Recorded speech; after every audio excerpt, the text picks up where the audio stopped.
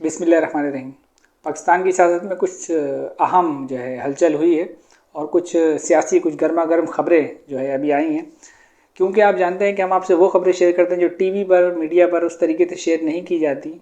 जितनी बड़ी वो खबर होती है उस हिसाब से शेयर नहीं की जाती। उसकी बेसिक वजह ये है कि पाकिस्तान का जो मीडिया है वो एक हाथ में ब्रश लिया हुआ है और दूसरे हाथ में पॉलिश लिया हुआ है और पटवारी का किरदार अदा कर रहा है।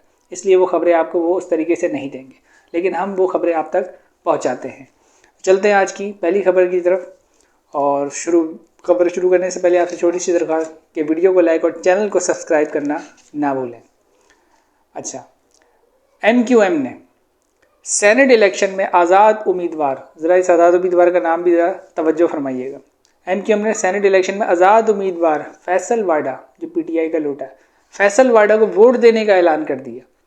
MQM के रहनुमा शब्बीर कायम खानी ने कहा है कि हम फैसल वाडा को वोट देंगे और फैसल वाडा के तजवीज़ और तायद कुनिंदा भी MQM से हैं और मैं समझता हूं कि इसमें कोई शर्म की बात नहीं। बिल्कुल, मैं भी यही समझता हूं कि MQM सही कह रही है कि इसमें कोई शर्म की बात नहीं, क्योंकि MQM के अंदर जितने बड़े बड़े जो है वगैरह छुपे हुए हैं, माजरत के साथ थोड़ा सख्त लफ्ज़ है, क्योंकि इनका तो कोई नज़रिया ही नहीं है ना। MQM को यानी इस तरीके की जमात, इनका कोई नज़रिया नहीं है। ये जिसके साथ भी जाके चिपक जाते हैं, किसी के साथ भी। तो फैसल वाडा जो ना MQM का है, 3 लोग हैं, अनवारुल हक काकड़ साहब, फैसल वाडा साहब और मोहसिन नकवी। ये ना नून लीग से है ना MQM से हैं, लेकिन वोट देने के लिए इन तीनों को सब बेताब है। कोई इनको सेनेटर बना रहा है, कोई इनको वज़ीर दाखिला बना रहा है, कोई इनको क्या चेयरमैन सेनेट बनाने का सोच रहा है। उसकी बेसिक वजह यह है कि ये जो हुकूमत आई है फॉर्म 47 पर, तो जिन्होंने इनको फॉर्म 47 पर जो है ना इस हुकूमत दी है, ये तीनों बंदे उनके मोहरे हैं। तो जाहिर बात है इसलिए इनको जो है ना अकोमोडेट किया जा रहा है, तो करते रहें। इसलिए सही कह रहे हैं, शर्म की कोई बात नहीं है। और जिनके जो है ना बेशर्मी का आलम इस हद तक पहुँच गया हो, MQM की बात कर रहा हूँ। और नून लीग के बारे में क्या कहना, वो तो आपको पता है, फॉर्म 47 की पैदावार है, उनसे तो गिला शिकवा करना ही फजूल है। तो चलते हैं अगली खबर की तरफ। पाकिस्तान की जानिब से, ये थोड़ी सेंसिटिव खबर है, पाकिस्तान की जानिब से अफगानिस्तान की सरहद पर, अफगानिस्तान की सरहद के अंदर दहशत गर्दों के खिलाफ कार्रवाई की गई, जिसके नतीजे में वहाँ हलाकतों की इतलात मौसूल हो रही है। अफगानिस्तान ने इस कार्रवाई पर शदीद एहतजाज किया है, जिसकी वजह से दोनों ममालिक में सरहदी कशीदगी में इजाफा हुआ है। ये वो जो तालिबान है वहाँ पे, अफगान तालिबान की जो हुकूमत है, उनसे और पाकिस्तान की जो है गवर्नमेंट में कुछ जो है ना इस पर भी बातचीत अभी चल रही है। देखते हैं अभी और आगे क्या होगा। लेकिन क्योंकि हमारे कुछ जवान शहीद हुए थे, सरहद पार से हमला हुआ था अफगानिस्तान के बॉर्डर से, तो इसलिए पाकिस्तान की फोर्सेस ने अफगानिस्तान की सरहद के अंदर जो है ना ये कार्रवाई की थी, उससे मुतालिक ये खबर है। अब देखते हैं आगे ये उठ करके जो है किस करवट बैठते हैं। अच्छा, अगली खबर, वज़ीर आला KP के अली अमीन गंडापुर के वारंट गिरफ्तारी जारी कर दिए गए हैं। रावलपिंडी के इंसदाद दहशतगर्दी की अदालत ने 9 मई के मुकदमे में, ये 9 मई वाला ड्रामा पता नहीं कब खत्म होगा, 9 मई के मुकदमे में अली अमीन गंडापुर को गिरफ्तार करके 2 अप्रैल को पेश करने का हुक्म सादर फरमाया है। अब देखते हैं अली अमीन गंडापुर साहब को, ये दरअसल वो यानी एक किस्म का फिक्स रखने की वो जो है ना वो है कि टैक्टिक्स हैं कि जो है ना जो है हम सुधर जाओ और जो है ना हमारे उसमें रो हाथ के नीचे, वरना हम जो है ना कहीं से भी कोई भी केस निकाल के, किसी पानी चोरी का भी केस बना के कुछ भी कर सकते हैं। यानी इस तरीके का मामला है, तो बुला लिए। तो जाहिर बात है अदालतों का एहतराम है, अली अमीन गंडापुर साहब को जो है ना उधर जाना चाहिए, बिल्कुल। अच्छा, अगली खबर की तरफ चलते हैं। मुस्लिम लीग नून के सीनियर रहनुमा आसिफ करमानी ने, ये थोड़ी जो है ना बेइज्जती की खबर है मुस्लिम लीग नून के लिए, तो टीवी पे नशर नहीं होती वैसे, जैसे मैंने आपको बताया, इसलिए ज़रा 2 खबरें ऐसी हैं, इसको ज़रा गौर कीजिएगा। मुस्लिम लीग नून के सीनियर रहनुमा आसिफ करमानी भी PTI के हक में बोल पड़े। आसिफ करमानी का मजीद कहना था कि ये एक ऐसा अजीब इलेक्शन हुआ है कि जीतने वाला मुबारकबाद ही वसूल नहीं कर रहा। आसिफ करमानी ने मजीद कहा कि मेरा हल्का है 128, वो ओन चौधरी वाला, जहां मुसलसल ब्लैकमेलिंग की गई है। मेरे हल्के में नून लीग का कोई उम्मीदवार नहीं था और हमारी लीडरशिप कह चुकी थी कि ओन चौधरी हमारा उम्मीदवार नहीं है। मैं इससे इनकी बात का इत्तेफाक नहीं करता कि इनकी लीडरशिप कह गई थी। खुद नवाज शरीफ साहब चल के गए ओन चौधरी को, यही इनका उम्मीदवार था जिनसे इन्होंने इत्तेहाद किया, और चल के गए और जाके नवाज शरीफ ने ओन चौधरी का वोट डाला। तो यहाँ पे इन्होंने ये गलत बयानी की है, बाकी सब सच बोला, ये लेकिन यहाँ पे डंडी मार गए।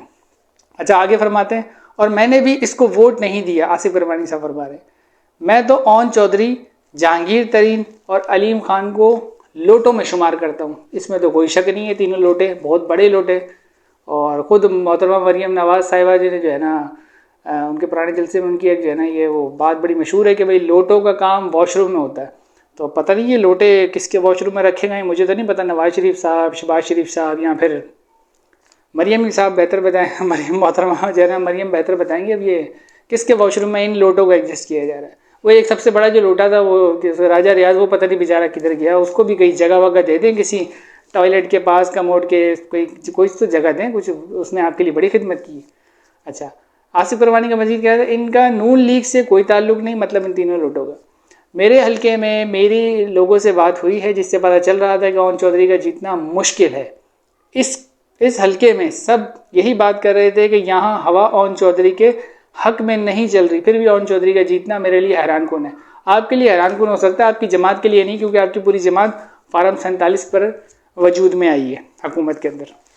अच्छा, नेक्स्ट खबर, एक टॉक शो में सीनियर सहाफ़ी कामरान शाहिद ने नून लीगी रहनुमा, ये भी थोड़ी सी बेइज्जती वाली है पटवारियों के लिए। एक टॉक शो में सीनियर सहाफ़ी कामरान शाहिद ने नून लीग के रहनुमा जावेद लतीफ़ से सवाल किया कि क्या वजह है आपकी हुकूमत होते हुए भी कहीं नज़र नहीं आ रही, जिसके जवाब में जावेद लतीफ़ को कहना था कि हुकूमत जमात की होती है तो नज़र भी आती, हमें तो सादा अक्सरियत भी नहीं मिली, हम तो हुकूमत बनाने की पोजीशन में थे ही नहीं। जिस तरह मांग तांग कर, जावेद लतीफ़ साहब फरमा रहे, जिस तरह मांग तांग कर ये हुकूमत बना दी गई, इससे पीपी की हुकूमत कहें, PMLN की कहें या किसी और की कहें, मलबा कहीं हमें बाद में ना उठाना पड़े। जावेद लतीफ़ साहब फरमाएं, इसका आप वजीर खारजा ही देख लें। एक वजीर खारजा कितनी पॉलिसी खुद बनाता है, जुमलों पर ज़रा गौर कीजिएगा, एक वजीर खारजा कितनी पॉलिसी खुद बनाता है और कितनी इसको बना कर दी जाती है। बनाकर कौन देता है पाकिस्तान में, ये सब जानते हैं, इनका इशारा उस तरफ है कि आप ये खुद देख लें। जिस पर साफ़ी ने कहा, और बड़ा ज़बरदस्त कहा, जिस पर साफ़ी ने कहा कि इसका मतलब है कि आप भी कठपुतली हैं माज़रत, साफ़ी ने कहा कि आप भी कठपुतली हैं। तो जवाब में ही जावेद लतीफ़ साहब क्या फरमा रहे थे, गौर कीजिएगा इस बात पे, जिसके जवाब में जावेद लतीफ़ साहब ने कहा कि जी हाँ बिल्कुल ऐसा ही है, आप सही फरमा रहे हैं, ये अल्फाज भले ही शर्मिंदगी वाले हैं लेकिन ये हकीकत पर मबनी है। ये जावेद लतीफ़ साहब फरमा रहे हैं शर्मिंदगी वाले लेकिन यानी जैसे मैंने आपको बताया ना, नून लीग बोली, वो MQM ने कहा कि भाई इसमें कोई शर्म की बात नहीं, इनका भी कुछ इधर उधर हो जाता, सच तो बोल दिया, शर्मिंदगी की बात भी है, ये भी बोल दिया हम कठपुतली हैं, और कहा कि अब क्या करें, फार्म 47 वाले जो ठहरे ये लोग भी बेचारे, और एक वक्त तक उन साहब को दूसरे जाएंगे, दूसरी जमात के सरबराह को ये कठपुतली कहते थे, आज खुद एक्सेप्ट कर रहे हैं कि हम कठपुतली, बड़ी बेनी क्या बोलते हैं, बेशर्मी की बात है, लेकिन क्या इनको शर्म दिलाना। अच्छा, सीनियर साफ़ी आमिर मीर ने एक निजी न्यूज़ चैनल को इंटरव्यू देते हुए बड़ा इंकशाफ कर डाला। साफ़ी आमिर मीर का कहना था कि 4 के करीब लोग जेल में इमरान खान से मिले गए, उन्होंने खान साहब को मुफाहमत की पेशकश की, जिसके जवाब में इमरान खान ने सख्ती के साथ इनकी पेशकश को मुस्तरद करते हुए कहा, इस अडियाला जेल से मेरी लाश तो बाहर आ सकती है, मगर कोई ये सोच रहा है कि मैं नवाज शरीफ की तरह डील करके बाहर भाग जाऊंगा तो ये नामुमकिन है, मैं किसी सूरत इनके साथ डील नहीं करूंगा। साफ़ी आमिर मीर का मजीद कहना था, यही वजह है कि इमरान खान की पार्टी पर मजीद दबाव डाला जा रहा है, क्योंकि वो डील नहीं कर रहे और वो डट कर अपनी बात पर खड़े हैं। तो ये वो हैं जिनके लिए मरियम साहिबा जो है फरमा रही थी इमरान खान साहब के लिए कि जिस दिन ये हुकूमत से निकलेगा तो लंदन भाग जाएगा। उन्होंने बिल्कुल सही फरमाया था, क्योंकि उनके वालिद ज़ाहिर बात है जिसको वो देखती रहती हैं तो उनको भी यही लगा कि उनके वालिद जब भी हुकूमत से निकलते हैं लंदन भाग जाते हैं, तो उन्होंने कहा शायद ये भी भाग जाए। तो ये तो खैर तहरीक इंसाफ वाले जो आएंगे उनको क्रेडिट तो देना पड़ेगा इस बात का कि भाई ठीक है भाई, जो ऐसे भी हालात है आपका लीडर जो है वो भागा नहीं और अभी तक बैठा हुआ और इस तरीके के बयान भी दे रहा है कि डट के खड़ा हूँ, ये वो तो ज़ाहिर बात है बाकी इख्तलाफ उनसे अपनी जगह पे, लेकिन ये क्रेडिट वाली बात है और सबको ये जो है इससे सीखना चाहिए कि मुश्किल हालात में मुल्क से भागना कोई हल नहीं है। सारे सियासतदानों को यही चाहिए कि जब भी ऐसे मुश्किल हालात आएँ तो डट के उसके खिलाफ खड़े हों और जम के जो है ना उस चीज़ को देखें। और ये भागना तो कारकुन भी फिर वो हो जाते हैं, मायूस हो जाते हैं, तो ये एक गलत स्ट्रेटजी है सियासतदानों की, तो खड़े होना ज़रूरी है।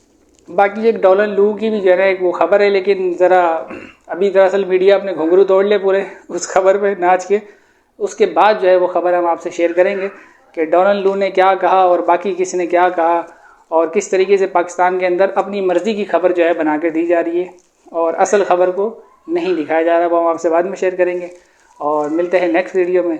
तब तक के लिए अल्लाह हाफिज़। पाकिस्तान जिंदाबाद।